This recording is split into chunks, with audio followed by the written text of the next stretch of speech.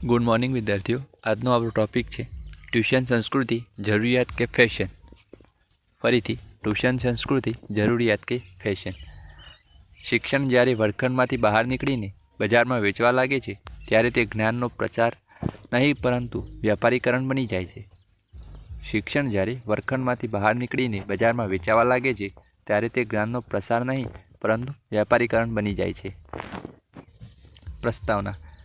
વર્તમાન સમયમાં શિક્ષણ ક્ષેત્રે એક નવી સમાંતર વ્યવસ્થા ઊભી થઈ છે, જેને આપણે ટ્યુશન સંસ્કૃતિ, કોચિંગ ક્લાસ સંસ્કૃતિ તરીકે ઓળખીએ છીએ.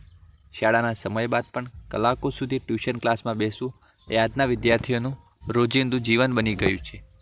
કોમર્સ જેવા વ્યવસાયિક પ્રવાહમાં આ પ્રવાહ વધુ તીવ્ર છે. આજના પરિપ્રેક્ષ્યમાં ટ્યુશન એ નબળા વિદ્યાર્થીઓ માટે જરૂરિયાત ચોક્કસ છે, પરંતુ મધ્યમ અને ઉચ્ચ વર્ગ માટે તે એક પ્રકારના સામાજિક ફેશન કે દેખાદેખી પણ બની રહી છે. ટ્યુશન સંસ્કૃતિ એક જરૂરિયાત તરીકે. વ્યક્તિગત ધ્યાનનો અભાવ. સરકારી કે ખાનગી શાળાઓમાં વર્ગખંડમાં મોટી સંખ્યા હોય 50થી 60ની ના કારણે શિક્ષક દરેક વિદ્યાર્થી પર વ્યક્તિગત ધ્યાન આપી શકતા નથી. ટ્યુશનમાં મર્યાદિત સંખ્યા હોવાથી વિદ્યાર્થીઓ પોતાના ડાઉટ સરળતાથી ઉકેલી શકે છે. જટિલ વિષયોનું સરળીકરણ. કોમર્સ પ્રવાહમાં એકાઉન્ટન્સી, સ્ટેટિસ્ટિક અને ફાઇનાન્સ જેવા પ્રાયોગિક વિષયોમાં ઊંડાણપૂર્વક સમજણ અને વધુ પ્રેક્ટિસની જરૂર પડે છે, જે ટ્યુશન ક્લાસીસ પૂરી પાડે છે. સ્પર્ધાત્મક પરીક્ષાઓની સચોટ તૈયારી.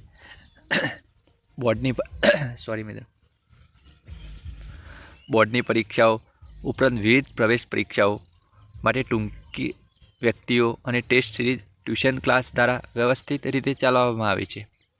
ટ્યુશન સંસ્કૃતિ અને ફેશન તરીકે. સામાજિક પ્રતિષ્ઠા. ઘણા વાલીઓ બાળક ભણવામાં તેજસ્વી હોવા છતાં માત્ર સોસાયટીમાં કે સગા સંબંધીઓ દેખાદેખી કારણે મોંઘા ક્લાસીસ એડમિશન અપાવે છે. આ એક શૈક્ષણિક ફેશન બની ગઈ છે. શાળાની ઉપેક્ષા અને આત્મવિશ્વાસનો અભાવ. ટ્યુશન રાખ્યા પછી વિદ્યાર્થીઓ શાળાના શિક્ષણને ગંભીરતાથી લેતા નથી અને ઘણીવાર શાળામાં ગેરહાજર રહેવાનું વલણ વધે છે.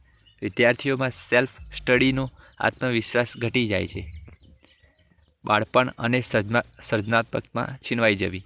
સવારે શાળા અને બપોરે ટ્યુશન કારણે બાળક ભારે માનસિક દબાણ અનુભવે છે. રમતગમત, હોબી કે કળા માટે તેની પાસે સમય જ બચતો નથી, જે તેનો સર્વાંગી વિકાસ રૂંધે છે. વ્યવહારુ માર્ગ. રાષ્ટ્રીય શિક્ષણ નીતિમાં પણ શાળાઓમાં જ કૌશલ્ય આધારિત અને ગુણવત્તાયુક્ત શિક્ષણ આપવાની હિમાયત કરે છે, જેથી વિદ્યાર્થીઓ ટ્યુશન પરની નિર્ભરતા ઘટે. જો શાળામાં જ પાયાનું શિક્ષણ મજબૂત કરવામાં આવે અને વાલીઓ આંધળી દોડ છોડે તો ટ્યુશન જરૂરિયાત માત્ર અનિવાર્ય સંજોગો પૂરતી જ મર્યાદિત રહેશે. ઉપસંહાર. ટ્યુશન એ બીમારીમાં લેવાતી દવા જેવું હોવું જોઈએ, રોજિંદા ખોરાકમાં જેવું નહીં. તંદુરસ્ત બાળકને જો રોજ દવા આપીએ એ ફેશન હોઈ શકે, પણ સમજદારી નહીં. શિક્ષણનો સાચો હેતુ બાળકને આત્મનિર્ભર બનાવવાનો છે, ટ્યુશનના ટેકે ચાલતો કરાવલંબી નહીં.